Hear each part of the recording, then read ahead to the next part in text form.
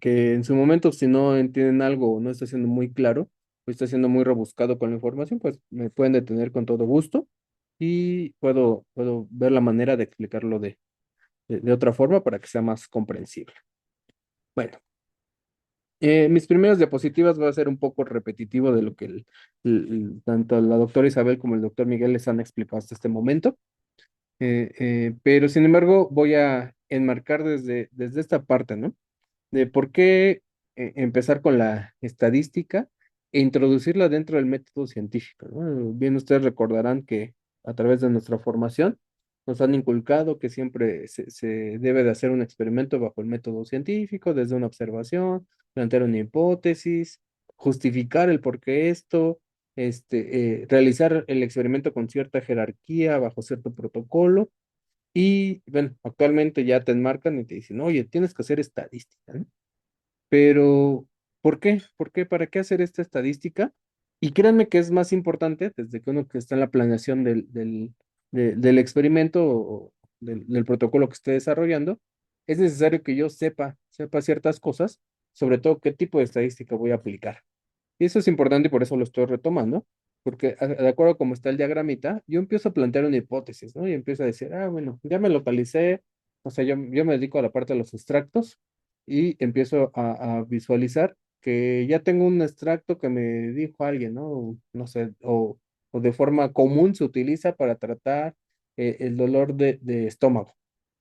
Entonces ya empiezo a plantear hipótesis, empiezo a buscar información y con base a eso y a los modelos que se encuentran actualmente o lo que yo tenga disponible en el laboratorio, empiezo a diseñar un experimento. Y dentro de ese diseño, necesito yo así forzosamente plantearme desde un inicio cómo voy a recoger esos datos. ¿Sí? Es decir, qué experimento voy a realizar, cómo esos datos se van a ser arrojados, cómo los voy a almacenar en alguna tabla, en algún software o qué sé yo, ¿no? O inclusive, ya hasta fueron muy repetitivos los dos doctores, empezar a clasificar esos tipos de datos, ¿no? Va a ser a través de una encuesta, van a ser cuantitativos, van a ser cualitativos, y bueno, toda la clasificación que hay de los datos, ¿no? Eso es bien importante porque desde ahí va a depender cómo yo planteo mi experimento, ¿no? A veces lo hacemos al revés y créanme que todos aprendemos hacia la mala, que uno se pone a hacer el experimento, a repetirlo, a hacerlo, wow, todo bonito, y cuando te dicen, oye, necesitas ver si hay diferencia significativa con estadística, ¿no?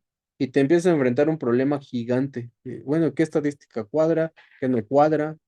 ¿Mis datos se comportan de forma normal o no? ¿Tiene homogeneidad de las varianzas?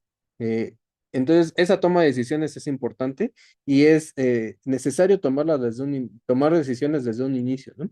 Porque de ahí viene el cómo analizarlos o qué vamos a analizar de esos datos. Y bien les explicaba el doctor Miguel ayer, que hay mil y un maneras de analizar los datos de acuerdo a lo que yo esté planteando, ¿no? Lo que yo quiera saber, si hay diferencia significativa o no. Y con esto, saber que las conclusiones que vamos a obtener, ¿sí? Van a ser las mejores, ¿no? De acuerdo a lo que yo estoy buscando. Y no forzosamente porque yo quiera manipular los datos, sino porque así estoy planteando mi hipótesis y es lo que quiero saber, ¿no? Al final de cuentas, uno hace experimentos para poder predecir un fenómeno en la naturaleza y poder decir, oye, ¿sabes qué se está comportando así, no? Mi extracto, ciertas moléculas tienen actividad en el riñón de los animales, ¿no? Y estadísticamente se vuelve significativo cuando comparo dos grupos, ¿no? Tal vez uno sano y uno que fue con la enfermedad. Y todavía hay diferencia significativa cuando yo administro a un animal que tiene el extracto, ¿no? O que fue tratado más bien con el extracto. Entonces, esto es importante y sé que es algo repetitivo, pero es necesario que lo tomen en consideración cuando uno se empieza a adentrar esto de la estadística.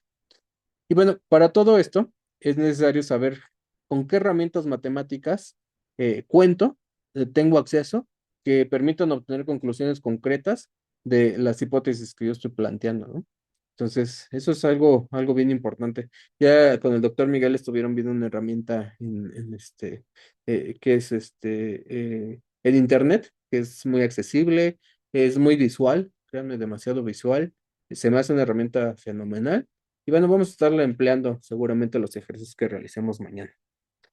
También existen otras herramientas, inclusive yo les diría software muy, pero muy avanzado, en donde estoy hablando de los softwares porque es un punto de partida que al final de cuentas, bien ustedes saben que el software va a ser el estadístico, ¿no? Inclusive ya les va a tomar la decisión de, oye, tus datos, méteme, enriqueceme con la base de datos y tus datos se comportan así y yo te propongo que hagamos esta estadística.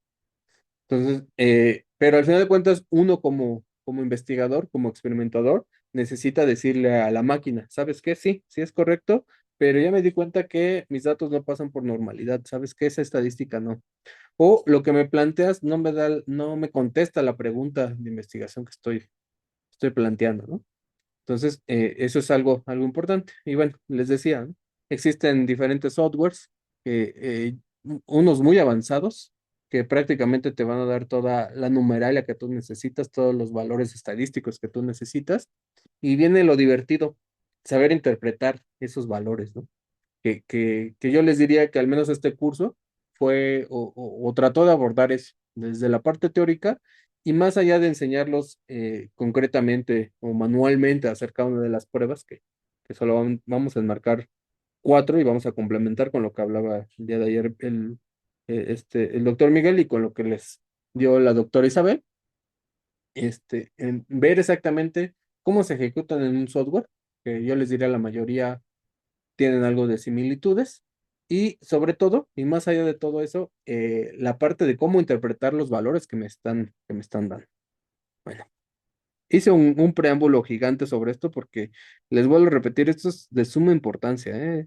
No, no esperen a que van a generar datos, datos, datos, datos y después ya me pongo en problemas de, ¿y ahora cómo los voy a tratar, no? Y uno empieza a inventar estadísticos, empieza a inventar un montón de cosas y es importante esto. Bueno. Entonces, les enlisto rápidamente qué necesitan preguntarse para que ustedes planteen un estudio y con base a esto que les voy a presentar, pues vamos a ir desglosando ciertas respuestas que pueden contestar a través de la estadística. Bueno, necesito bien, les comentaba hace ratito, plantear la hipótesis sobre una población y vuelvo a ser enfático y soy muy repetitivo de cuando yo planteo esto de, debo de tomar la decisión de cómo voy a recoger esos datos, es decir, cómo hacer mis diseños de experimentos. Me va a arrojar el equipo absorbancias, me va a arrojar voy a hacer la transformación y voy a tener miligramos por mililitro, voy a tener una concentración, voy a tener, no sé, ayer abordaban yo creo que un tema más complejo que esto, que es estadística no paramétrica, y simplemente tener variables cualitativas en las que contesten sí o no, que inclusive analizaron que es más difícil obtener información de ese tipo de datos, ¿no? Entonces es algo importante que se plantea. Eh, y bueno, viene algo interesante, ¿no? Cuando yo hago este diseño de experimentos, eh, que yo planteé cuántos individuos pertenecen al estudio, es cuántas muestras voy a tener, porque, por ejemplo, para un estudio en animales necesito ver los grupos, ¿no? O inclusive un estudio en células. ¿Qué tratamientos van a tener esos grupos que yo esté viendo? Y si las muestras que voy a tomar de esa población van a ser representativas. Recuerden que para que tenga una significancia estadística, mínimo debe tener tres, ¿no? Tres repeticiones o tres individuos dentro de esto, aunque va a depender muchísimo del experimento, ¿no? Inclusive, no sé, cuando publicas, muchas revistas te dicen, sí, está muy bonito en 5 animales, pero ¿por qué no lo hiciste en 8, ¿no? ¿O por qué no, el método que tú utilizaste, pues tu N se redujo a 2 animales? ¿Y por qué estás reportando eso, no? ¿Por qué no aumentaste la N si sabías que tu índice de mortalidad era bastante alto y de repente uno se encuentra con respuestas, porque al final de cuentas es experimento y experimentos, tiempo invertido, recursos utilizados, y se encuentra entre la espada y la pared porque dice uno, bueno, pues es que solamente tengo una N de 2, ¿no? Y cuando empieza uno a aumentar la N, inclusive ya les hacen algunos comentarios que hay ciertos estadísticos que dependen de la N, empieza a darse cuenta que las respuestas que yo había obtenido anteriormente no cuadran con las respuestas o con la conclusión a la que había llegado más bien con una N más pequeña, ¿no? Y uno se empieza a meter más en problemas, ¿no? No, no es algo representativo. Y vuelvo a ser repetitivo, ¿cómo se voy a recoger esos datos? Es decir, qué variables tengo para saber cómo voy a poder brindarle al software o a la herramienta que esté utilizando los datos que esté generando. Bueno, también es necesario preguntarse eh, eh, cómo voy a describir esos datos, sobre todo, cómo los voy a resumir, ¿saben? Bueno, no sé si la mayoría, bueno, los profesores presentes, sí, yo sé que han generado bastantes datos, no sé si ustedes como estudiantes han generado datos, tantos que luego uno no sabe qué hacer, ¿no? E inclusive yo les puedo decir que cuando uno está haciendo, no sé, su tesis o un experimento, empieza a generar datos y parece que no ha hecho nada, ¿no? Entonces, cuando ya los empiezas a analizar, empiezas a tratar estadísticamente, te empiezas a dar cuenta que tienes un sinfín de datos que ya ni sabes qué hacer con ellos, ¿no? Entonces, es importante, ¿no? ¿Cómo los voy a resumir? Y exactamente qué información voy a rescatar que me sirve para poder contestar mi hipótesis que yo me estoy planteando, ¿no? También es importante que a partir de aquí yo pueda decir, bueno, a través de este resumen o a través de esta proporción de datos que voy a tomar, ¿qué estadísticas se le puede generar? ¿Sí? Inclusive cómo los voy a presentar, ¿no? A lo mejor en un gráfico de barras, en una frecuencia, en un volcano, no sé, en uno de bigotes, etcétera, ¿no? Es importante que yo vaya visualizando esa parte, ¿no? Y bueno, a partir de esto y aplicando la estadística, voy a ver esa inferencia de la que tanto hablamos, ¿no?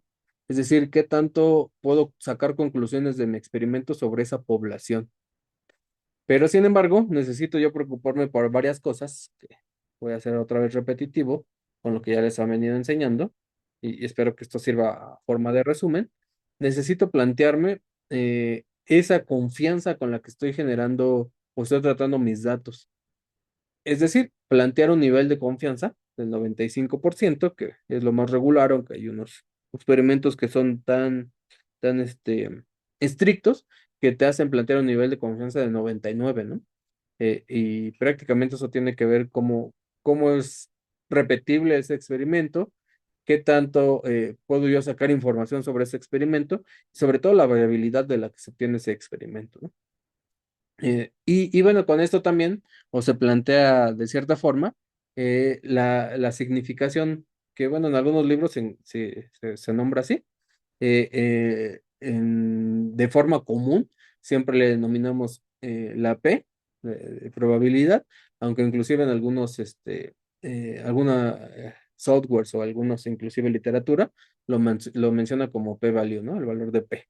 Y qué bueno, este sale a través del nivel de confianza. Y si pongo uno de 95 que es el más común, la P sería del 5%.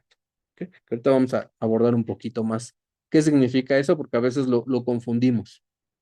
Bueno, con todo el protocolo, o con todas el listado anterior, necesito yo hacerme ciertas preguntas, ¿sí? Que yo les diría que para eso fueron esos 3 días de estar repitiendo conceptos básicos, ¿no? Entonces, necesito preguntarme cuáles son las variables de respuesta, es decir, esas variables dependientes, que dependen de que yo mueva algo en el experimento o en el fenómeno que estoy estudiando. Y cuáles son las variables que explican, es decir, esas independientes, ¿no? Es decir, que si yo le muevo esa variable independiente, va a tener impacto en mi experimento o no. Y bueno, que yo empiezo a clasificarlas y empiezo a visualizar, ¿no? Eso es importante porque me permite tomar la dirección hacia donde me dirijo estadísticamente. Bueno, y también algo importante, si una vez que ya clasifiqué mi variable, también puedo ver si es una combinación de ambas, ¿sí? Que a veces luego esos datos ofrecen más información y yo puedo tomar o puedo aplicar más estadística y puedo tomar o sacar más conclusiones o conclusiones que se complementan para poder y dar un panorama completo de la inferencia sobre el fenómeno que estoy estudiando. Bueno, entonces, haciendo estas preguntas, yo empiezo a plantearme y empiezo a visualizar en mi diseño experimental de acuerdo a las variables dependientes e independientes, ¿qué prueba yo puedo aplicar? Entonces, hay tres tablitas que presento ahorita en las posteriores diapositivas, pero una de ellas es esta. Si tengo una variable dependiente continua y una variable independiente categórica, una de las pruebas que me permite ejecutar es de dos muestras sobre la media, es decir, sacar estadística descriptiva. Pero si tengo dos o más continuas, independientes y una dependiente, y empiezo a aplicar otro tipo de estadística que seguramente han escuchado y que vamos a abordar en estas sesiones, que es el famoso ANOVA. Posteriormente también viene, si tengo dos o más continuas y tengo dos o más categóricas, empiezo a ver que ya no, empiezo a complicar la situación, ¿no? Porque hago matemáticas un poquito más complejas o un poquito que se vuelven, yo siempre lo he dicho, más bonitas, ¿no? Es decir, que conlleva eh, un poquito más de matemáticas, ¿sí? Elaboradas, que se le conoce como análisis multivariado. O inclusive algo tan sencillo, me voy a saltar porque es algo que vamos a ver, en donde si tengo una variable dependiente continua y una independiente continua, pues inclusive puedo hacer perdón, uno de los modelos matemáticos más utilizados, y yo les diría que si saben utilizar eso, dominan el mundo, porque siempre es lo que hacemos para predecir, que es la famosa regresión, ¿sí? Y nos basamos en la más básica, porque es la más sencilla de entender, la regresión lineal. Pero inclusive yo puedo ver si tengo otras variables independientes y puedo jugar con la correlación, ¿no? En todas esas partes de las regresiones. E inclusive si tengo dentro de esas variables independientes el tiempo, pues inclusive puedo hacer un análisis de series de tiempo. Eh, y bueno, esto es algo importante que ustedes vayan conociendo, que bueno, no hablo de muchos estadísticos en esta tabla, en las posteriores sí, pero que a partir de esto vayan tomando decisiones, ¿no? De qué tipo de estadística voy generando. Yo les diría que este es el cuadro más completo. Ahí se cortó, ahí ahorita sí muevo ahí el título, pero una de las tablas más completas que me he encontrado para la toma de decisiones de qué tipo de estadístico voy a aplicar. Entonces, bueno, falta un pedacito ahí importante, que ahorita lo vamos a abordar, es si cumple ciertos supuestos, mis datos, uno de ellos ya se los hablaba el doctor Miguel ya de ayer, la normalidad, hacia dónde me muevo, ¿no? Si no lo cumple, hago no paramétrica, si lo cumple, hago paramétrica. Entonces, depende qué tipo de variables tengo, cualitativas o cuantitativas, y empiezo a visualizar exactamente hacia dónde me muevo de acuerdo a ese tipo de variables.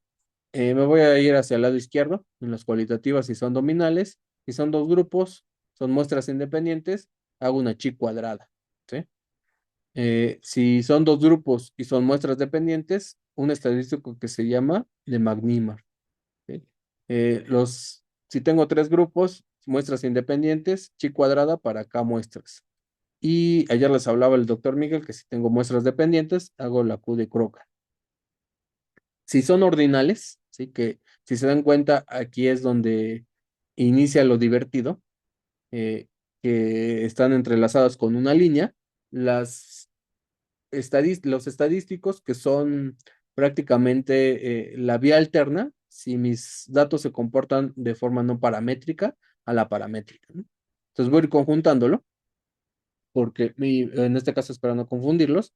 Ahora me voy a la parte paramétrica, en donde más variables cumple con esa normalidad, y si son dos grupos y son muestras independientes, hago una T de estudio. En el caso de que mis variables, perdón, de mis datos no cumplan con los supuestos, la prueba que queda para la no paramétrica se le llama U de Mathwini. Si son muestras independientes en dos grupos, perdón, dependientes, hago una T pareada y la prueba no paramétrica es la Wilcoxon. En más de tres grupos, si son muestras independientes, hago una nova y depende de qué yo quiera estudiar y qué tantas variables tenga, puedo estudiar un factor, dos factores, o inclusive tres factores, que espero enseñarles un ejemplo, que se vuelve matemáticas más bonitas. Y en este caso, la prueba no paramétrica por excelencia es la Kruskal-Willis. Y para muestras dependientes de tres o más grupos, puedo realizar, si se comportan de forma paramétrica mis datos, una nova de medidas repetidas o de bloques. Y la prueba no paramétrica es la de Friedman. ¿Sí? Entonces, se me hace muy integrador este diagrama, un poquito confuso, le falta a más información, pero bueno, me gusta ocuparlo para la toma de decisiones rápidas, ¿no? De a ver por dónde me muevo y hacia dónde voy, porque al final de cuentas, aunque el software lo hace, necesito yo darle la instrucción de qué tipo de estadística va a realizar. Bueno, me voy a enfocar a las cuatro pruebas que vamos a ver entre hoy y mañana, y empiezo a plantearme algo importante con mis datos, ¿no? La diferencia, o en este caso la correlación que se observó en mis datos, ¿es real o pudo deberse al azar del muestreo, ¿no? Que también es algo importante, que en realidad por eso es que empezamos a hacer estadística, ¿no?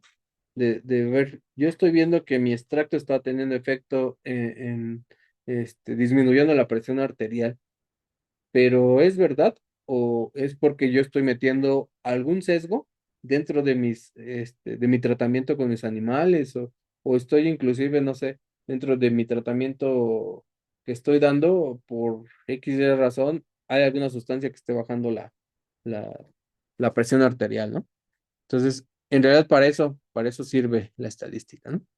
Bueno, les presento la prueba de T que va a comparar las medias de dos grupos o inclusive un grupo contra un valor que principalmente puede ser un control, ¿no? Contra un valor que ya establecido, que está establecido, porque el parámetro puede ir o depende de que se cumpla o no se cumpla de acuerdo a ese parámetro establecido. Por lo regular, la variable respuesta es continua, ¿no? Y la variable predictora va a ser categórica y suele tener siempre dos niveles, aunque ahorita vamos a ver eh, estas pruebas T que hay de diferentes. El ANOVA, que es el análisis de varianza, en donde se debe de tener tres grupos o inclusive más. Obviamente que la variable respuesta siempre va a ser continua y la variable predictora va a ser categórica, por lo menos en tres niveles, o puede tener varios factores, ¿no? Que yo sé que ahorita estoy hablando con un lenguaje que a lo mejor se les hace ajeno, pero poco a poco vamos a ir desglosando cada una de esas palabras. En cuanto a la regresión y la correlación, ¿sí? Eh, bien les decía hace ratito que lo que vamos a hacer es ver cuál es la relación entre dos variables continuas.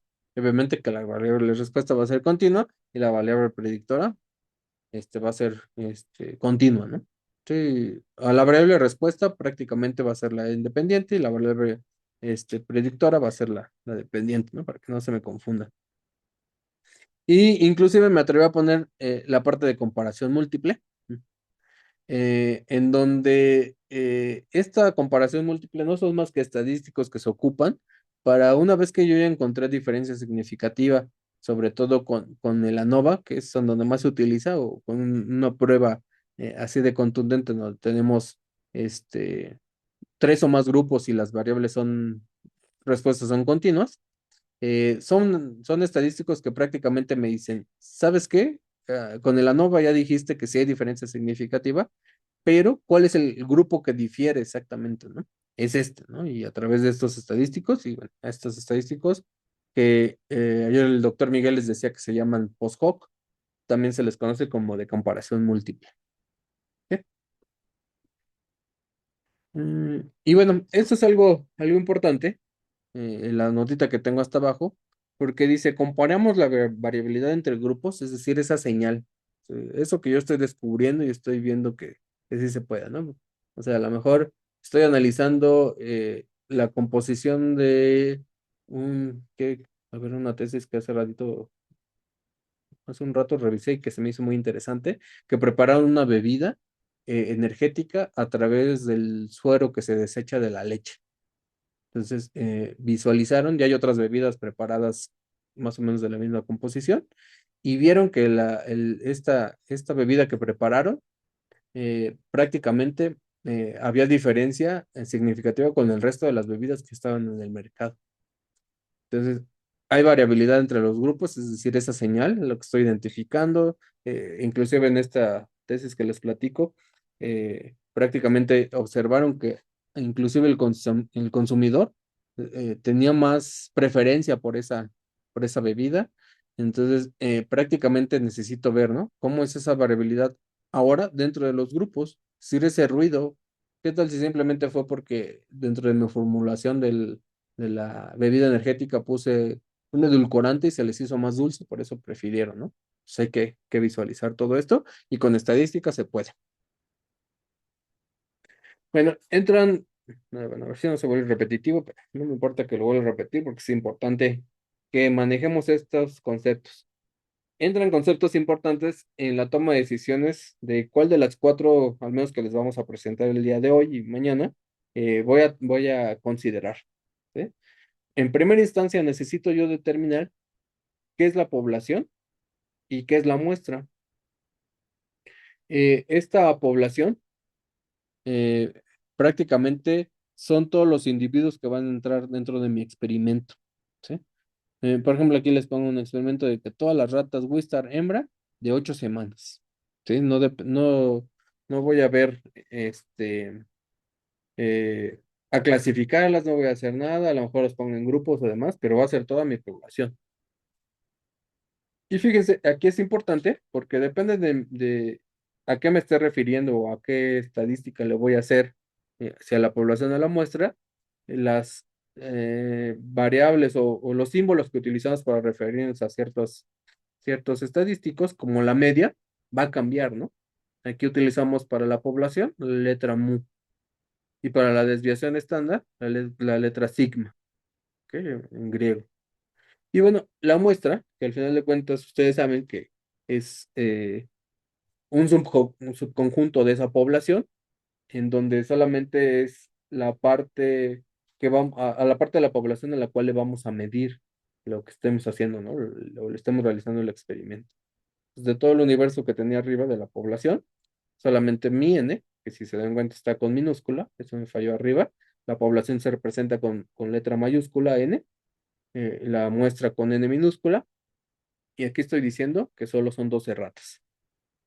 Y vean, aquí es importante que señalemos esto, que la media se representa con una X, con, híjole, no recuerdo cómo se llama ese símbolo, pero, bueno, la rayita arriba de la X, ¿no? Y la desviación estándar se representa simplemente con la letra S.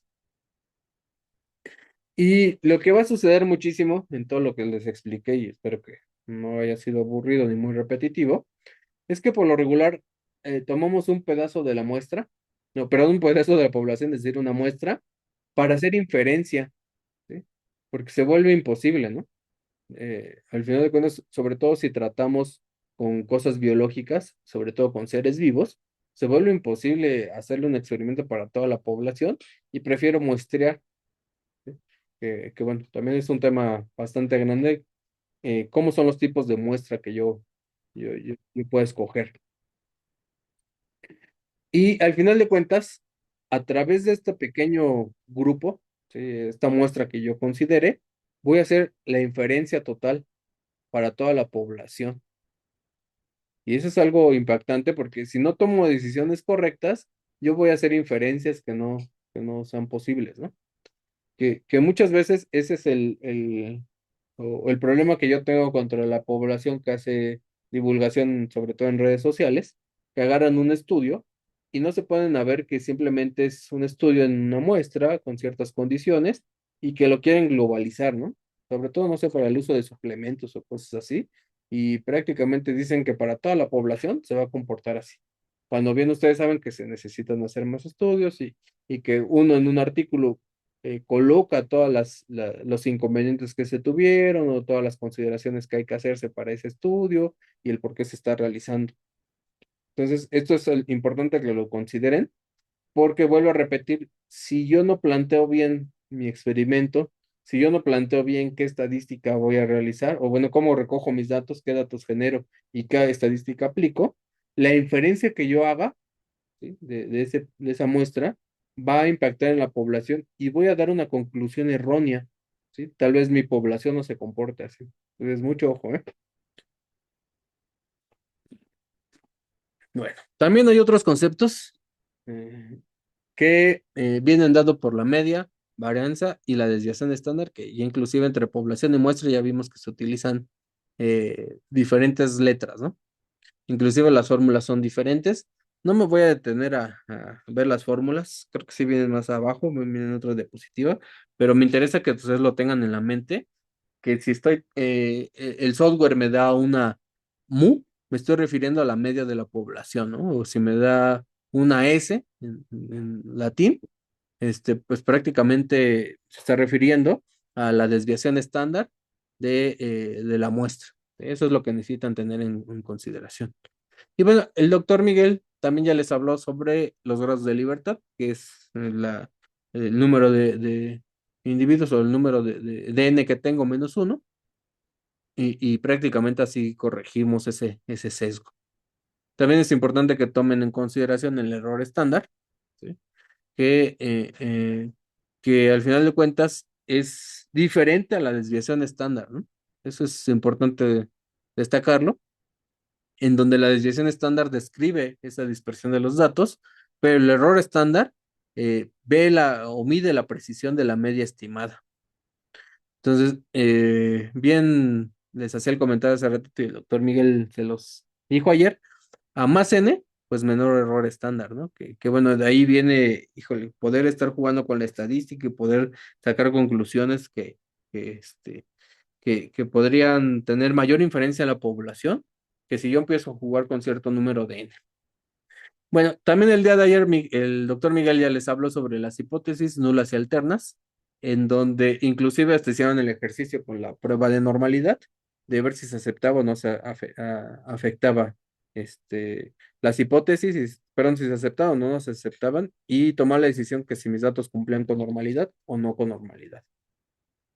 Entonces, es importante considerarlas y hacer esas connotación de que hay hipótesis experimentales e hipótesis estadísticas, ¿no? Y también nos estamos refiriendo a estas pruebas estadísticas.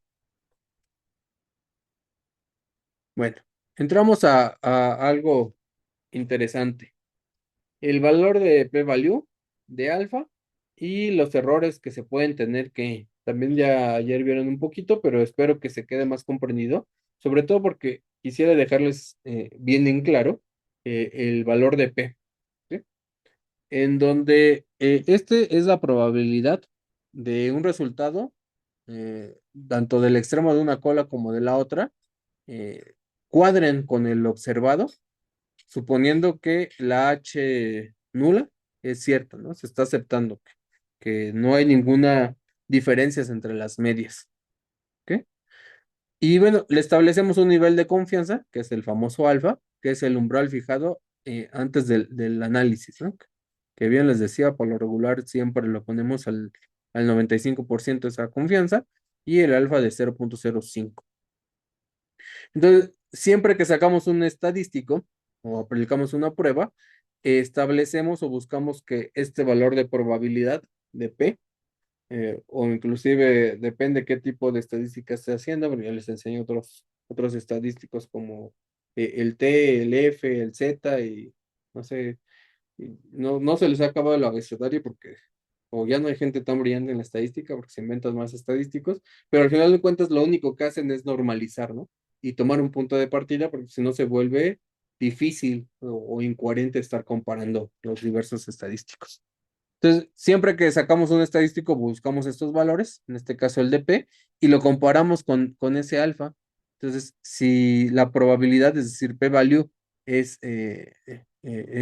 menor que el alfa, pues prácticamente se rechaza la hipótesis nula, en donde nos establece que las medias son, de todos los grupos que estoy comparando, de los datos, son diferentes, ¿no? Perdón, son iguales Entonces, acepto la hipótesis alterna, en donde por lo menos una media es diferente. ¿Ok? Bueno, aquí viene el asunto donde me voy a detener más. Eh, el P en realidad no es la probabilidad de que la hipótesis nula, es decir, que las medias sean iguales, sea verdadera, ¿sí? Que ahí viene el medio del asunto, ¿no? Luego buscamos y vemos que P de 0.0001, ¿no? Y dijimos, ay, no, ¿sabes qué? Entre más ceros tenga, hay mayor probabilidad de que sea, que no haya ninguna diferencia entre las medias, ¿no? Y eso causa mucha confusión porque en realidad no es una magnitud, sino simplemente podemos ver si hay un efecto dentro de los grupos y por lo tanto esa variabilidad sí se está dando, sí se está dando de acuerdo a lo que yo estoy infiriendo en el comportamiento de esos datos. Por ejemplo, otra de las interpretaciones que se da es que un P pequeño, que se hablaba de los ceros así infinitos, muy pequeño, es un efecto muy grande, ¿sí? En realidad, con el estadístico, más bien con la P, con la probabilidad, yo no puedo saber eso. Por eso existe otro concepto que es importante y espero, no, yo creo que el día de mañana lo vamos a ver en el manejo de un software que se los coloca ahí en el Classroom, que es el G-Power. Yo puedo ver algo que se conoce como tamaño del efecto, ¿sí? Entonces, eso es algo interesante, ¿no? Poder visualizar. Y bueno, también la parte de decir, ¿sabes qué? P value es mucho mayor que alfa y por lo tanto es no significativo. No prueba que no haya efecto dentro de los grupos, ¿no? Que es luego un problema cuando uno está instruyendo a personas que están formando la investigación y uno visualiza y empieza a ver los datos y no sé, un gráfico de barras y ves una barrota así gigante con el grupo que estás tratando con respecto al grupo control y es lo que esperabas, ¿no? Pero haces la estadística y te dice, ¿sabes qué? Por muy grandota que esté tu barra, no es significativa. Se habla de tendencias, ¿sí? Pero sin embargo, si vemos esa diferencia visual o en números, yo necesito dar una conclusión que a lo mejor estadísticamente no hay significancia, pero probablemente necesito hacer otros experimentos para poder abordar y poder sacar bien conclusiones, ¿no? Entonces abre otras preguntas que luego sé que a ustedes como estudiantes se les olvida esa parte, ¿no? De que siempre una investigación va a generar pregunta tras pregunta tras pregunta y esto nunca se acaba, ¿no? Es parte de la ciencia. ¿Ok?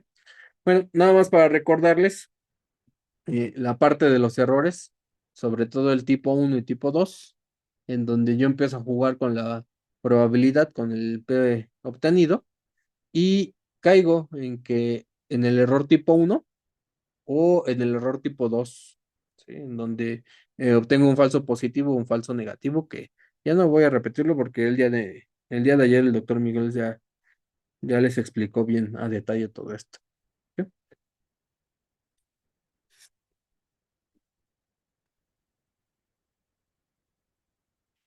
¿Sí? Entonces, el valor de P va a depender de muchísimas cosas. Depende del tamaño de mi muestra, depende del tamaño, el tamaño del efecto, no, no, no más bien, a ver, lo estoy diciendo mal. El valor de P depende de N, el tamaño del efecto no. Por eso es necesario, y les hacía hincapié hace ratito, me voy a regresar a la lámina anterior, que, que con que yo tenga una probabilidad pequeña, no quiere decir que el efecto sea grande, ¿no? O es diferente al efecto grande. Bueno, allá, mañana que lo veamos a detalle, vamos a ver ese tamaño del efecto y por qué esta afirmación. Y necesito yo reportar ambos, si no simplemente voy a decir si hay significancia, pero en realidad yo no sé si el tamaño del efecto hace que esa significancia por el número de n sí sea representativa o la inferencia que estoy haciendo sea correcta o no sea correcta. ¿Ok? Bueno, esto lo voy a explicar más adelante, sobre todo cuando veamos eh, la parte de los estadísticos. Aquí me voy a detener, voy a hacer un paréntesis grandote Prometo que ya me voy a tardar otros 20 minutos y ya, pero es necesario que les dé todos sus conceptos, tengan al menos una grabación y la repitan en el momento que ya estemos haciendo los ejercicios. Bueno, ayer el doctor Miguel les hacía hincapié de un árbol de decisiones de qué tipo de estadística voy a hacer, de acuerdo si es paramétrica o no paramétrica, y sobre todo la decisión que voy a tomar de qué estadístico, de acuerdo a esta ramificación, voy a hacer. Él les hablaba del supuesto, inclusive lo determinaron con el software, con la aplicación, de normalidad, en donde se hablaba que si los residuales deben ser normales dentro de cada grupo. ¿Sí? Por lo regular se construye un gráfico que se conoce como de Ggplot, que bueno, es el más utilizado, pero existe un estadístico o a través de un estadístico se construye, que ya se los decía en el día de ayer, que es a través de Shapiro-Wilk. Entonces, prácticamente necesito aplicar estos estadísticos para poder decir, mis datos se comportan con normalidad o no se comportan con normalidad. Pero, sin embargo, también hay otro supuesto bien importante que se le conoce como homocedasticidad, homogeneidad de las varianzas, ¿sí? Es decir, que las varianzas de entre los grupos sean parecidas. El estadístico que se ocupa es el estadístico, o el más común, es del Lebel. En todo caso, si no se cumple, porque lo que más nos interesa es que se pongan con normalidad, pero si no se cumple la homogeneidad de las varianzas, yo empiezo a ver que hay otros estadísticos, ¿no? Como por ejemplo el de Welch, que bueno, no me sé para que lo tome nota, aunque muchas veces depende del experimentador, pero en la mayoría de casos, si no pasa uno de los supuestos, pues prácticamente pues, me inclino por la no paramétrica y se darán cuenta que la mayoría de softwares toma más en consideración la parte de normalidad. ¿Ok? Entonces, eso es algo importante. Y bueno, no quise empezar por ahí, porque ya lo dije hace ratito, pero también es importante considerar la independencia de cada uno de los datos. ¿Ok? Sobre todo si hay una pseudo replicación. Por ejemplo, hay el marco que si se mide tres veces la misma rata como si fueran tres organismos diferentes, ¿no? Y eso es un error así gigante, ¿no? O bueno, no sé, ahorita que ando metido con lo cardiovascular, he visto personas que agarran un corazón de una rata y pueden obtener varias muestras de esta rata y lo consideran como si fueran tres ratas independientes, ¿no? Cuando eso es una pseudo replicación así tremendamente grande y obviamente que es un error muy grave, ¿no? Entonces es importante tener esa independencia de que si voy a planear un experimento, los datos que voy a obtener son los correctos y les dije que, bueno, ya lo había dicho, ¿no? Eso es algo interesante. Bueno, nada más para terminar, si no pasan estos supuestos, sí, que se los voy a resumir nuevamente, aunque sea repetitivo, normalidad y homogeneidad de las varianzas, normalidad se hace con Shapiro-Wilk, homogeneidad de las varianzas se hace con Leven, principalmente, aunque hay otros estadísticos, ¿no? Si no llegase a pasar estos supuestos, pues bien, ustedes saben que hay otras alternativas de pruebas y no se descartan, ¿no? Eh, Principalmente, estamos acostumbrados como estamos formados por el método científico, nuestros datos van por normalidad, e inclusive hasta uno ve raro cuando un artículo reporta que utilizó estadística no paramétrica, que por lo regular los que suelen ocupar esto son los investigadores que se dedican a la parte de sociología o economía, porque es muy difícil que los datos se encajen con la normalidad. Pero sin embargo, es importante, ¿no? Que sean claros con lo que están reportando. Y bueno, ahí les pongo abajo la parte de las alternativas no paramétricas. ¿Dudas, preguntas hasta aquí? Creo que de momento no. ¿Todo bien? Gracias, gracias, Todo bien, profe, gracias. gracias. Espero que sí. Yo les dije que iba a estar un poquito pesada esta sesión, pero espero que al menos se queden guardados, hagan sus notitas de cierta parte teórica y el día de mañana que estamos viendo ya los estadísticos, les puedan responderse varios de los cuestionamientos que uno se plantea cuando está haciendo ya la estadística, ¿no? Está haciendo un problema. Bueno, si es así, vamos a comenzar a hablar sobre la prueba de TED Student. Esta prueba de TED Student me sirve para comparar la media de dos grupos, o bien les decía hace ratito, o un grupo contra el valor de referencia, ¿sí? Contra un parámetro establecido o contra un grupo control. Esto es algo interesante porque prácticamente es una de las pruebas más utilizadas en donde puedo decir si hay diferencia que yo estoy planteando en mi hipótesis de unos datos que estoy obteniendo en un experimento con respecto, ¿no? Y principalmente se hace porque ya estoy haciendo la inferencia de que sí hay diferencia, ¿no? Lo estoy observando, ¿no? A ver, entonces, de ahí viene la decisión de hacer una TED Student, que les vuelvo a hacer repetir, necesito ver si se comportan de forma normal mis datos y si cumple con las homogeneidades de las varianzas. Existen tres variantes, ¿sí? Sobre la TED Student. Y bueno, nada, les voy a contar tantito la historia de cómo surge esto, porque bueno, tanto los doctores como yo somos aficionados a la cerveza y Gosset, que fue un químico que estaba formulando ahí en la cervecería Guinness, que son muy conocidas, en 1908 diseñó este estadístico en donde, bueno, por cuestiones ahí laborales, en realidad no puedo poner su apellido y le puso como student, porque la empresa pues no lo dejaba firmar. ¿Ok? Entonces, principalmente, y eso es algo interesante, que esta distribución de T la hizo para comparar medias con muestras pequeñas. ¿Sí? Eso es así bien importante que lo consideren en su cabeza.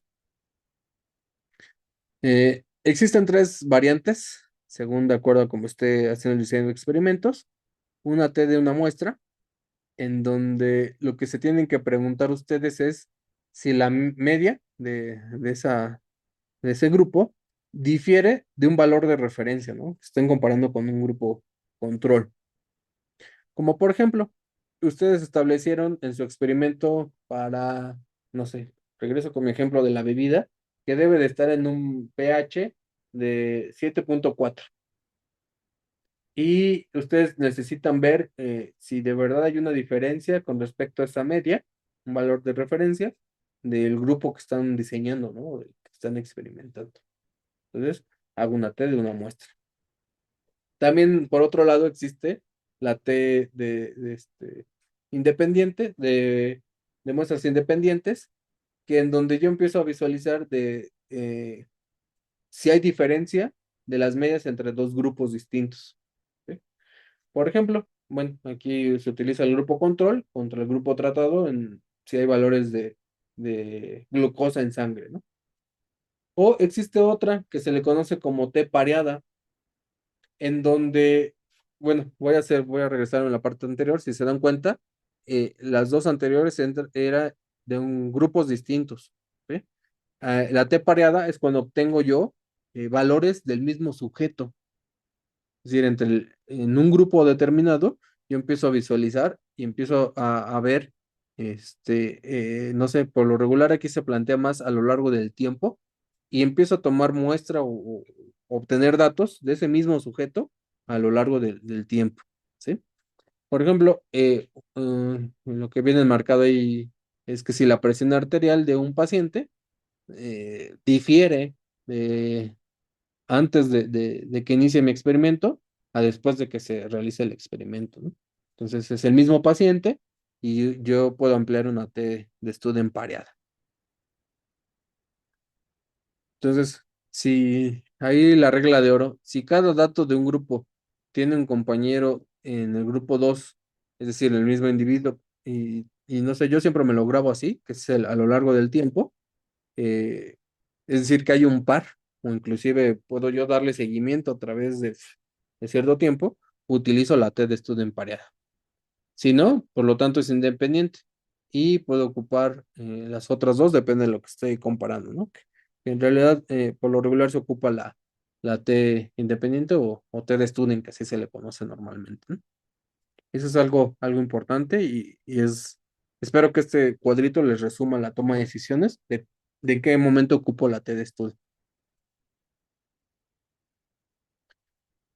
Bueno, entonces, bien les hablaba de esta parte de la distribución de T, en donde vemos que la lógica común que se tiene es que T va a ser igual al efecto observado sobre el error del estándar del efecto. Esto es algo interesante, ¿no? Entonces, aquí vemos las diferentes eh, fórmulas para determinar las T de Student diferentes que les estuve platicando, que les vuelvo a repetir, solo es para que las conozcan, las visualicen. eh, no sé si afortunadamente o lamentablemente ya no es necesario que nos aprendamos esto, ¿no? Pues ya el doctor Miguel les hacía un comentario que cuando empezamos a estudiar estadística, que no voy a decir cuántos años, pero hace pocos años, todavía el profesor te mandaba las copias y te decía, saca copias de todo esto, ¿no? Sí, te aventaban un bonche de copias de todas las tablas de los estadísticos que había. Ahora, bueno, ya es más sencillo todo, ya inclusive, no sé, hasta eh, en internet uno las encuentra, o bueno, ya ni siquiera se consulta internet, ¿no? Y a través inclusive de inteligencia artificial ya puedes obtener estos valores. Y bueno, anteriormente pues había que hacerlo a mano, ¿no? Ahora ya el software es muy sencillo, ya viene implícita la fórmula, pero al menos para que las conozcan y ustedes sepan de dónde viene. Bueno, un ejemplo claro para que vayamos ahí eh, visualizando cómo poder emplear una TED Student, en este caso independiente. Me dice que estoy midiendo si el Hibiscus abdarifa, ¿sí? Que es la Jamaica, disculpen mis ejemplos, pero prácticamente esto me dedico, eh, pero bueno, espero sea entendible. Entonces, si la Jamaica baja los niveles de glucosa en sangre, ¿ok? Pues me dice que los datos fueron recolectados de glucosa en sangre durante 4 semanas y se presentan en concentración reportados en miligramos por decilitro. ¿Ok? Se tiene un grupo control con una muestra de 6. La media es de 144, la desviación estándar de 4,86 más o menos, ¿no? Y se quiere comparar contra un grupo tratado, el cual se le dio la Jamaica, en donde la media es de 129 de, de la glucosa en sangre y la desviación de 3,43. ¿Sí?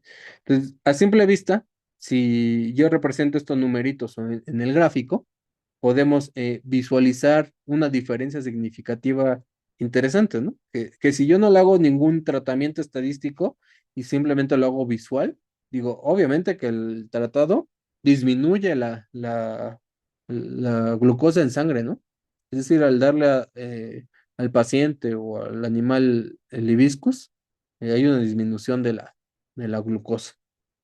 Pero, sin embargo, necesito yo hacer estadística y matemáticamente poder predecir y poder decir, sí, sí, sí, sí, inferencialmente, sí hay una diferencia, ¿no? Entonces, vean lo que se hace, es que se establecen las hipótesis, que, bueno, también eso es importante que en su momento, cuando estén aplicando estadística, aunque el software o la herramienta que lo estén haciendo establezca las hipótesis, ustedes las tengan bien claras en su cabeza, ¿no?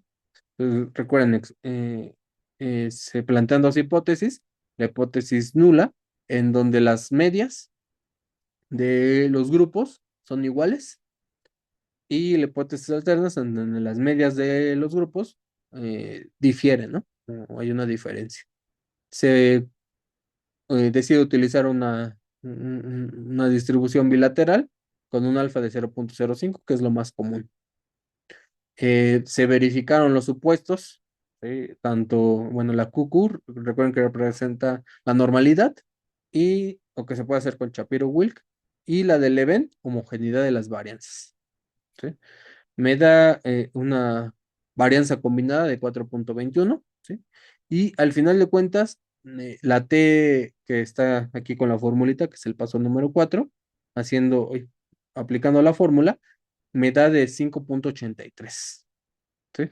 Voy a mis tablas, que prácticamente ya el software me dice que sí, que cuál es la T crítica, que sí se le conoce, la T de tablas, en donde me dice que es de 228, con grados de libertad de 10, porque recordarán que tenemos n-1, ujú, y por eso se establecen los grados de libertad de 10. Y si se dan cuenta, la que obtuve es de 5,83, que es mayor a la de tablas, que es de 2,22. Entonces, por lo tanto, puedo decir que se rechaza la hipótesis nula. Y por lo tanto, el grupo tratado, ¿sí? Es decir, la media del grupo tratado es diferente a la del grupo control. ¿Sí? Bueno, aunque no se los he enseñado porque se los pienso enseñar el día de mañana, con la de Cohen, que es de 3,37, tengo un efecto enorme. ¿Sí? Y al final de cuentas, al aplicar el estadístico, la P me da 0,0000016. ¿Sí? Bueno, entonces ahorita puse así todo el protocolo, no hay más que una formulita, la que yo calculo con la T de student, que se le conoce o anteriormente se le decía T calculada, y la comparo con la de tablas, que se les conoce como T crítica, ¿sí? Es mayor, por lo tanto se rechazan las hipótesis y la probabilidad es muy por debajo del 0,05, ¿no? Entonces, con esto saco la conclusión de que el extracto de Jamaica sí redujo la glucemia. Entonces, hay una diferencia estadística y biológicamente relevante, ¿no? Que necesito seguir estudiando. ¿Ok?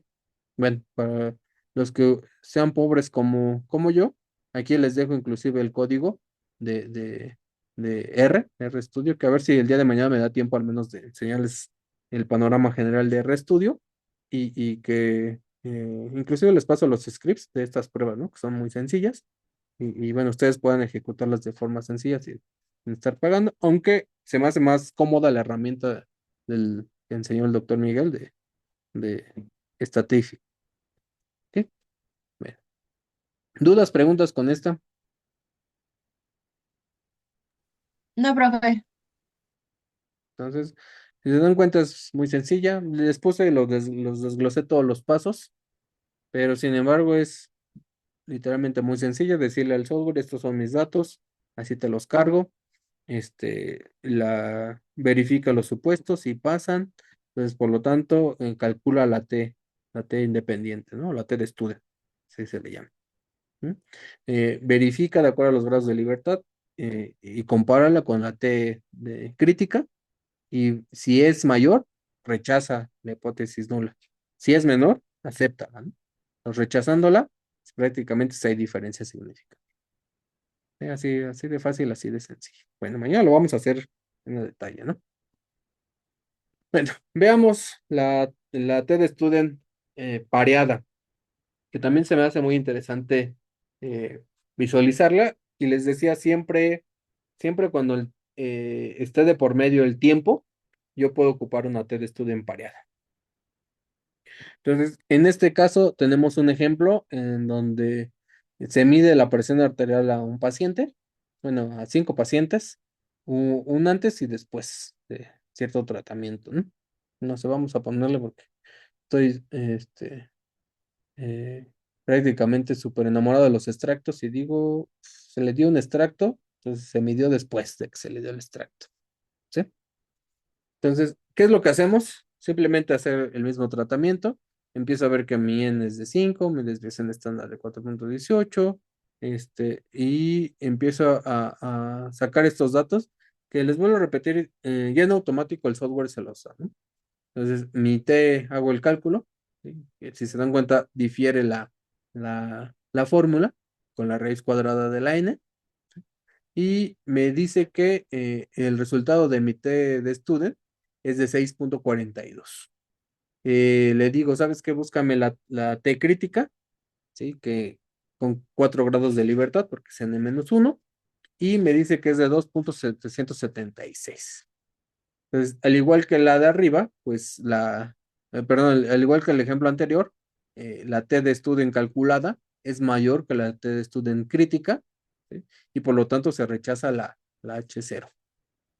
Por lo tanto, podemos decir que sí hay diferencia significativa una vez dando el tratamiento a ese mismo paciente, ¿no? ¿Ok? Entonces, si se dan cuenta, la T de student es muy sencilla, solo necesito saber qué voy a comparar y contra qué voy a comparar. ¿Ok? Y si se incluye tiempo, prácticamente es pareada. Es decir, si se le saca muestra al mismo paciente y son esos datos que provienen del mismo paciente, o del mismo animal o del misma unidad experimental, pues entonces puede hacer la pareada. Si no, necesito sacar los datos de todo un grupo y compararlos con otro grupo, y es una de estudio independiente, ¿no? O usted estudio normal. ¿Mm? Ok. ¿Dudas, preguntas? También sencilla, ¿no? Es una de las pruebas más sencillas. Sí, sí está sencilla.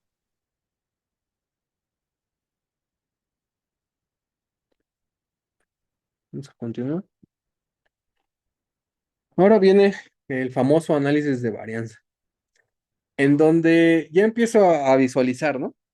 Que tengo más de dos grupos, o inclusive más bien tres, y hablo de dos grupos porque siempre necesito tener un grupo control, o un grupo que en alguna literatura se le conoce como estándar, y otros dos grupos, ¿sí? Ya no solo tengo uno, sino otros dos, que les estoy haciendo algo o estoy experimentando con ellos y estoy obteniendo una respuesta. Por eso me dice que necesito o voy a realizar una nova cuando compare tres o más medias en una sola prueba, ¿sí? Ya sea de un solo factor, es decir, que yo esté estudiando una variable independiente, o de varios factores que son de, de varias variables independientes, ¿no? Que ahorita vamos a ver más a detalle eso, que luego causa confusión.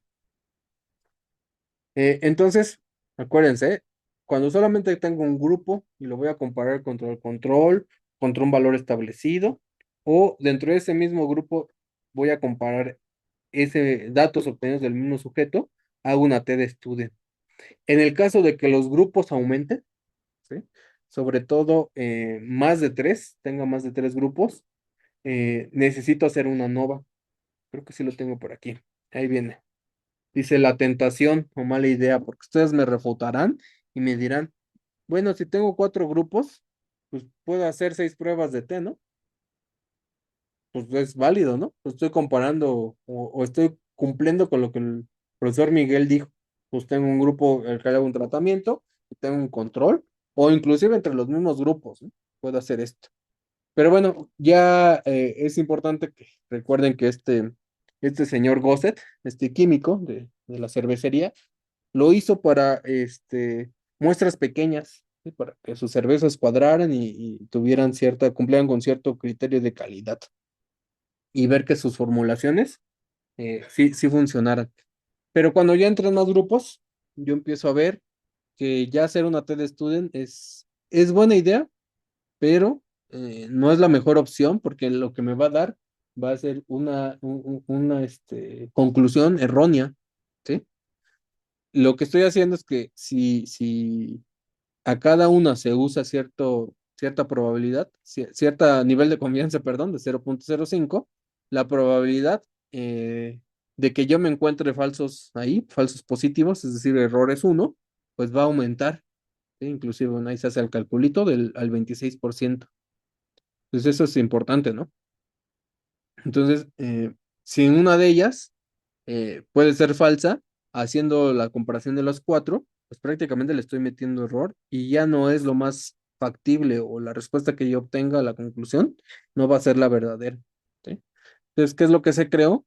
Pues un análisis de varianza, en donde si se dan cuenta, la hipótesis nula es donde entra o engloba la parte de las medias de los grupos.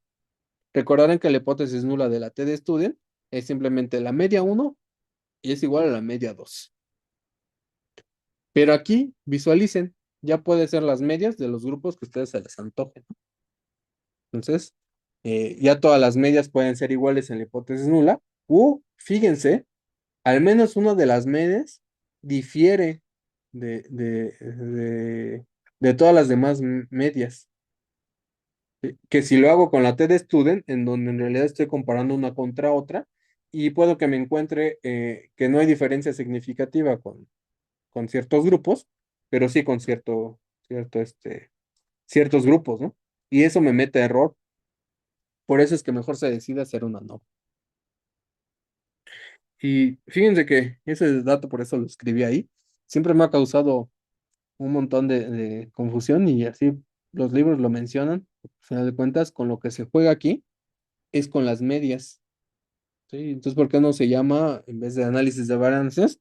Ah, sí, bueno, había sido un chiste una profesora que tuve en la maestría del ANOME, ¿sí? Porque al final de cuentas es eso, ¿no? Un análisis de medias.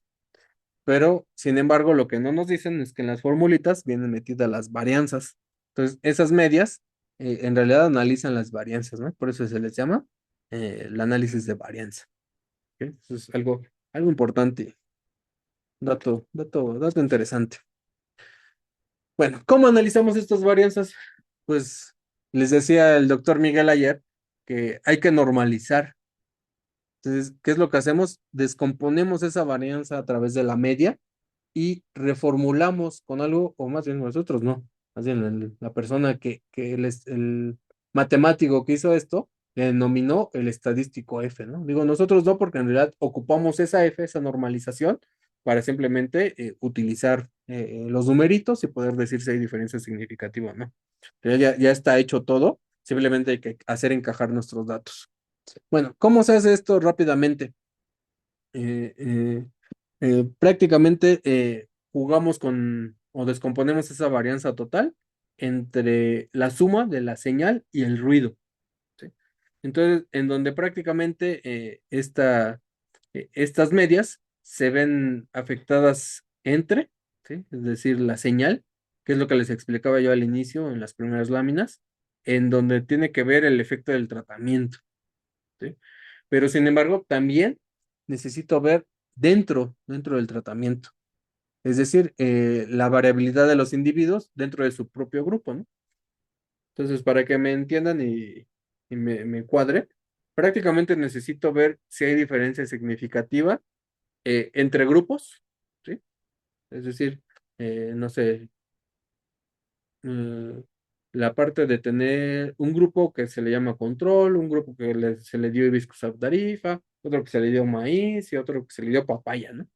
Entonces necesito ver si hay diferencia significativa y cuál de esos baja la glucemia en sangre. ¿Sí? Pero también necesito ver dentro de ese mismo grupo si los valores que estoy obteniendo son diferentes o hay una variabilidad entre sí, ¿no? Porque también eso es importante. ¿Qué tal si los datos que obtuve meten bastante ruido? ¿Sí? Entonces el mismo grupo me va a dar un falso positivo, ¿no?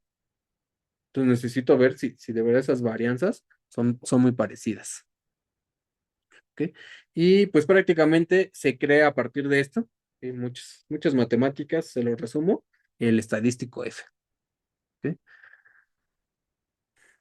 Entonces, vamos a la nota final, dice, si los tratamientos no hacen nada, entonces, esta diferencia de variabilidad entre va a ser algo parecida adentro. Entonces, prácticamente el estadístico va a ser igual a 1. Sí, eso es importante, ¿no? Siempre que busquemos este F, que, que prácticamente ya les expliqué que la transformación de descomponer las varianzas, vamos a ver qué tan parecido es a 1. Si al hacer el ANOVA vemos que F es igual a 1, pues prácticamente no hay diferencia significativa entre ninguno de los grupos, ¿sí? Pero en el caso de que la hipótesis no las acepte, se separan las medias, entonces la señal, que es el que nos interesa, el ruido no tanto, sino la señal, crece. Por lo tanto, F se hace grande y la probabilidad pequeña, ¿no? Entonces, aquí ya tengo a partir del estadístico F dos parámetros para poder determinar si hay diferencias entre mis grupos, ¿sí? Un F grandote o un P pequeño, ¿sí? Que es lo que hemos venido manejando como el P-value, que sea menor a 0,05 para que se rechace esa hipótesis nula y pues prácticamente podamos decir que hay diferencia significativa. ¿Ok? Otro ejemplo, porque les voy a dejar bien en claro más que aprendan estadística, que al profesor Miguel le gustan los extractos más que aprendan a hacer ANOVAs.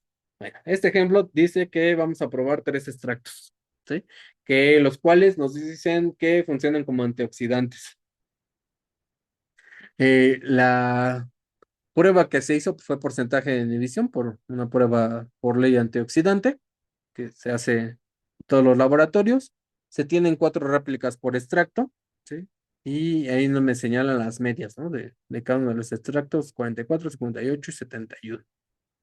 Entonces me dice cuál tiene mayor poder o la pregunta que me estoy planteando es cuál es el extracto que tiene mayor capacidad antioxidante.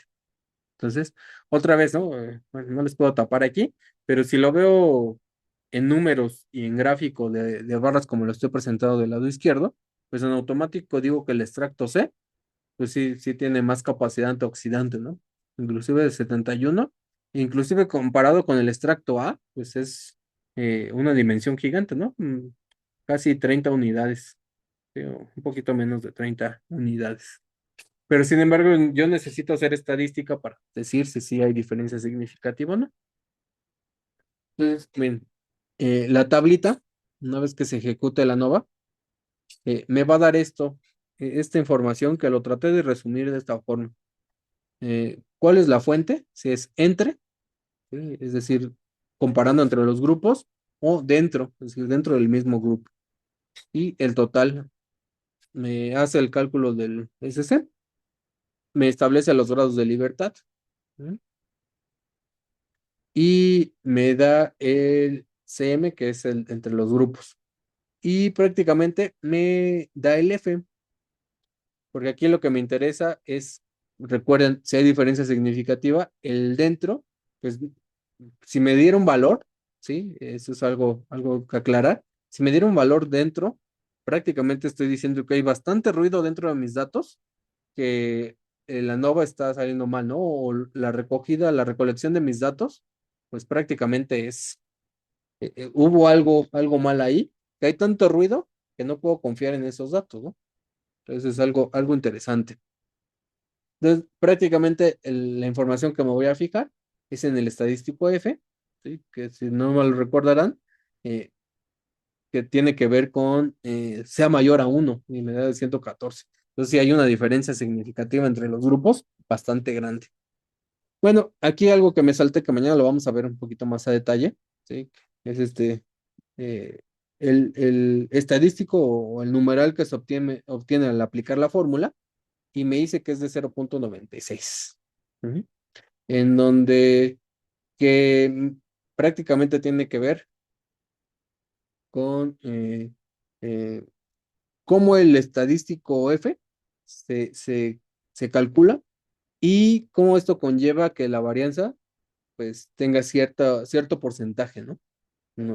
¿Cómo explicar esa varianza? ¿Ok? Bueno, me regreso a la parte de la explicación. Ujú. En donde la conclusión con esto es que el F calculado entre grupos, con los grados de libertad que aquí se reportan, se compara con el F de tablas o el F crítico, ¿no? Entonces, que es la información que necesitamos ver. ¿Cuál es el calculado y cuál es el crítico? Ahí ya diciendo F de tablas me siento muy viejito, entonces F crítico. ¿Ok? Entonces, el F crítico, de acuerdo a mis grados de libertad, es de 4.26. Y por lo tanto, el F calculado es mucho mayor. Por lo tanto, se rechaza esa hipótesis nula. Y bueno, aquí no les enseño todo el cálculo y toda la información, pero me dice que la P es de 0.001. Entonces, en automático yo digo si hay diferencia significativa. Bueno, aquí viene y les voy a dejar, espero me dé el tiempo, porque ya sé que ya estuvo pesado, pero a partir de este momento, con el ANOVA, yo ya obtuve la información de decir o sacar la conclusión de que sí entre grupos hay una diferencia significativa, pero la pregunta real que se estarían haciendo en estos momentos es, pues, ¿cuál es el mejor, no? Si ya me dijiste que sí hay diferencia significativa y que por lo menos uno de los grupos tiene una media diferente en comparación con los otros dos grupos, pero ¿cuál, no? Entonces, para eso necesito aplicar otros estadísticos que nada más les voy a dejar el nombrecito, que son las pruebas post-hoc, que espero rápidamente me alcance el tiempo. Ok, déjenme ver. Sí, sí, sí, sí, terminamos. Aguánteme tantito. Ok, bueno, Esto que les acabo de presentar, este ejemplo, es únicamente con un factor, ¿sí? Yo estoy evaluando la capacidad antioxidante, pero yo también puedo poner otro factor o inclusive más factores, ¿no? Que se vuelve, este, eh, más complejas esas matemáticas, ¿no? Entonces, miren, por ejemplo, en este diseño experimental, estoy haciendo, visualizando qué cantidad de flavonoides extraigo, haciendo que en mi matracito o en mi sistema yo estoy poniendo diferentes proporciones de disolvente, es una combinación de etanol-metanol, y le estoy variando la temperatura.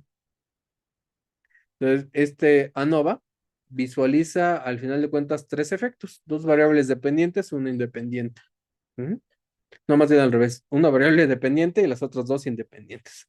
Entonces yo necesito saber exactamente cómo son los efectos de, en este caso, el factor llamado disolvente, el factor llamado temperatura, pero sobre todo me interesa saber la combinación de ambos, porque a ver, pónganse a pensar, yo tengo un matraz que le voy a llamar reactor, en donde se está generando una extracción, ¿no? O se está generando una reacción. En realidad yo no le puedo decir, oye, temperatura, espérate, salte del matraz, porque ahorita solamente me voy a poner a estudiar el efecto del disolvente, ¿sí? En realidad yo necesito hacer las combinaciones de ambas, porque ambas variables están dentro de mi matraz, aunque matemáticamente sí hay formas, que espero también un brevario mañana de decirles cómo, pero sin embargo, híjole, experimentalmente no lo puedo hacer, ¿no? Entonces, ¿qué es lo que hago? Pues le digo a la estadística, ¿sabes que estoy estudiando dos factores? ¿Sí? O inclusive, una vez me atrevo a decir, más factores, tres, cuatro, cinco, seis, los que quieran, que se vuelve cada vez más complejo, ¿no? Por lo regular, siempre se estudia uno, dos o máximo tres, porque las matemáticas posteriores a los tres factores se vuelven tan, no sé si ocuparle esa palabra, pero yo creo que es la que más describe, intransigente porque, híjole, ya no se vuelve tan predecible lo que obtengamos de esa estadística. ¿Ok? Bueno, me regreso al ejemplo, creo que sí traigo ejemplo de esto, no, no traigo, si no, mañana hacemos uno, pero bueno, no está resuelto el ejemplo, pero prácticamente la nova de dos factores, necesito ver esa interacción con esos factores, ¿sí? Entonces, simplemente se hace la estadística, se generan los datos, los meto al software y le digo, ¿sabes qué? Hazme el gráfico de interacción de rendimiento en donde a través de utilizar diferentes disolventes y diferentes temperaturas, que hay que llamarles por su nombre. En este caso, cada uno de los factores tiene niveles, ¿sí? En donde el factor solvente tiene nivel de etanol y metanol, el factor temperatura tiene 40, 60 y 80 grados centígrados, ¿no? Entonces, esto es importante, ¿sí? Que yo al hacerle la nova, tal y como se los enseñé, que prácticamente va a ser este mismo desglose, voy a obtener un F y una probabilidad de cada uno de los factores, es decir, voy a poder determinar si el solvente es un factor importante o la temperatura es un factor importante, o en todo caso, si la interacción es el importante, ¿no? Muchas veces nos da que la interacción no hay problema, pero que sí la temperatura es la que más interviene en mi sistema. Pero si la interacción me da que tiene significancia, pues prácticamente dejo de lado los efectos que tiene por separado cada uno de los factores y prácticamente me interesa saber cómo se comportan con la interacción, ¿no? Entonces, hacia allá voy con el ANOVA, visualizar qué es lo que sucede. Bueno, aunque viene aquí muy chiquito, en realidad es la ecuación matemática que se genera, que en este caso es rendimiento de flavonoides, que va a ser la respuesta Y, es igual a, en este caso, la, el efecto que tiene el solvente, el efecto que tiene la temperatura, y aquí está abreviado porque únicamente me da la interacción entre el solvente y la temperatura. Entonces, esa es la parte matemática que se está aplicando, ¿no? Algo, eh, si se dan cuenta, y lo puedo resolver rápidamente con algo muy sencillo como los efectos lineales, y se parece a una línea recta y puedo tratarlo así y hacerlo muy sencillo.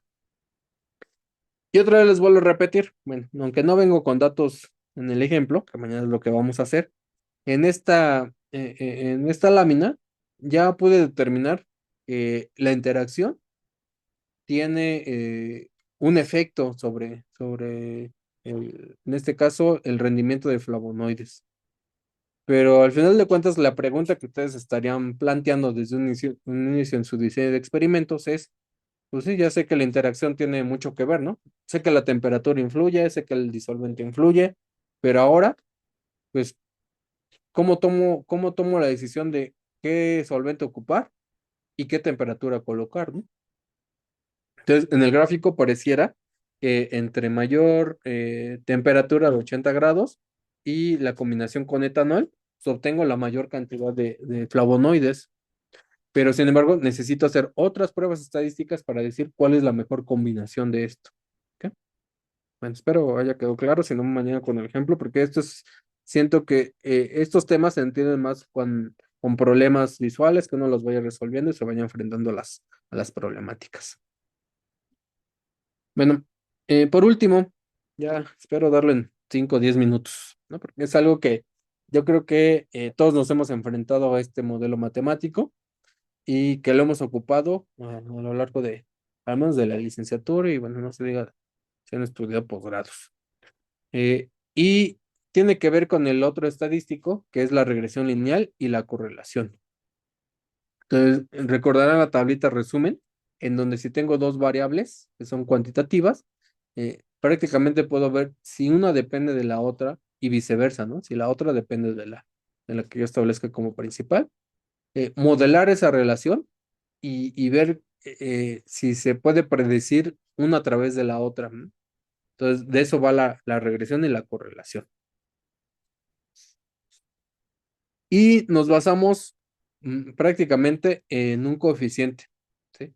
Que lo hemos nombrado de diferentes formas. Viene a través del matemático Pearson y prácticamente hasta lo despreciamos porque preferimos irnos con el estadístico de correlación, que lo denominamos R cuadrado. Pero sin embargo, también podemos hacerlo simplemente a través del R. Y me dice que mide la fuerza y dirección de la relación lineal entre dos variables continuas.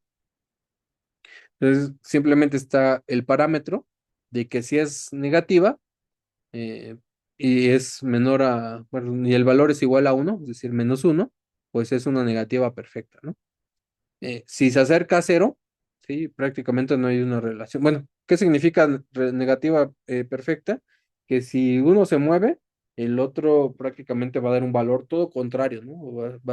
Vamos a obtener el valor contrario. Si se acerca a cero, no hay una relación lineal y se acerca uno más, es una relación positiva perfecta.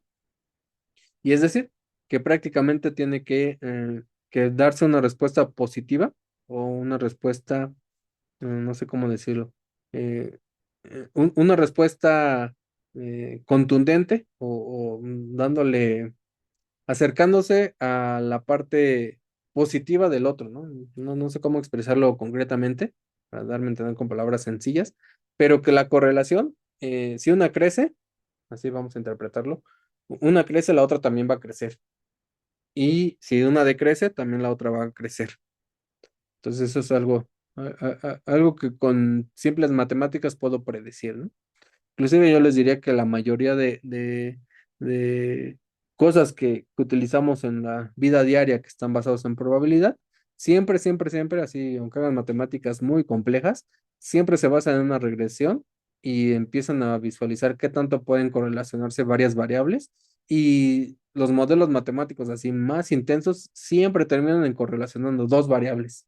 ¿Sí? Y es el resultado que nos da, ¿no? Por ejemplo, el pronóstico de si va a llover o no va a llover, que espero que hoy no llueva, aunque son matemáticas muy complejas, modelos muy complejos, terminan en una regresión lineal y visualizan esa parte de hacer la correlación de dos variables. ¿Ok? Bueno, nada más voy a aclarar aquí rápidamente que la correlación no tiene que ver o no es igual a la causalidad, ¿sí? Es decir, que sea causal el que se esté generando la variabilidad de una variable por causa de otra, ¿no? Sino simplemente es que se correlacionan y, y que ciertas características de esa variable sí empaten con la otra variable y por eso se puede desencadenar esa respuesta que observamos, ¿no?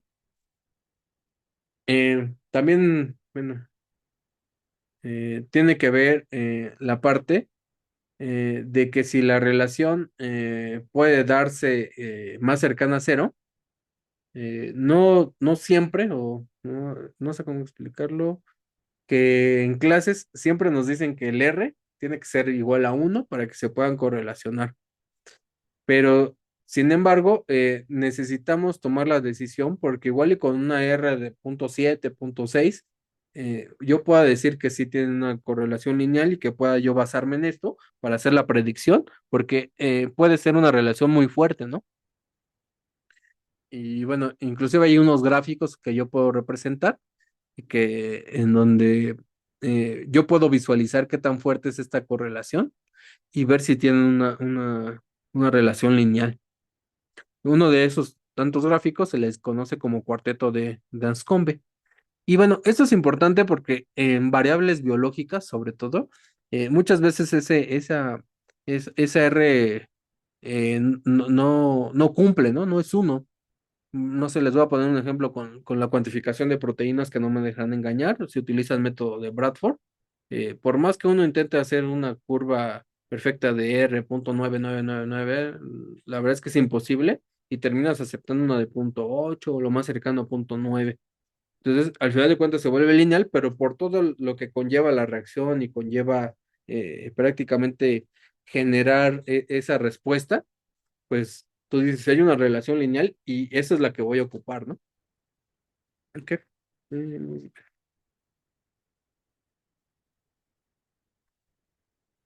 Bueno, de aquí rápidamente nada más me voy a detener en volver a señalar que el modelo de los mínimos cuadrados, que no me voy a meter mucho con eso porque todo el mundo lo hemos hecho, en donde prácticamente llevas a la respuesta la media cero o bueno, la beta cero va a ser el intercepto, la beta uno va a ser la pendiente y en este caso X, ¿sí?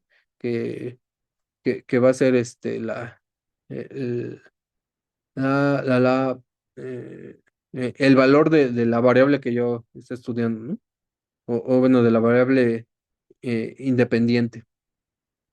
Entonces, simplemente se trata de correlacionar X y visualizar cuál es su mayor correlación y ver si se tienen un comportamiento lineal para que a través de poder graficar o jugar con la estadística yo pueda predecir posteriormente o utilizarla como predicción para los experimentos.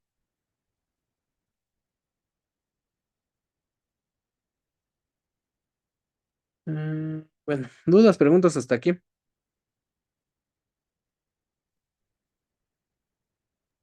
No, No, ninguna.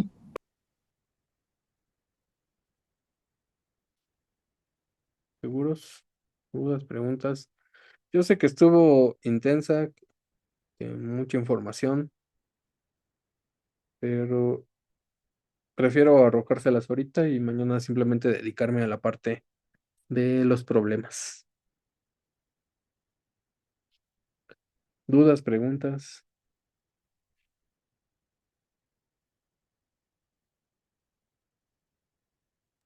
No.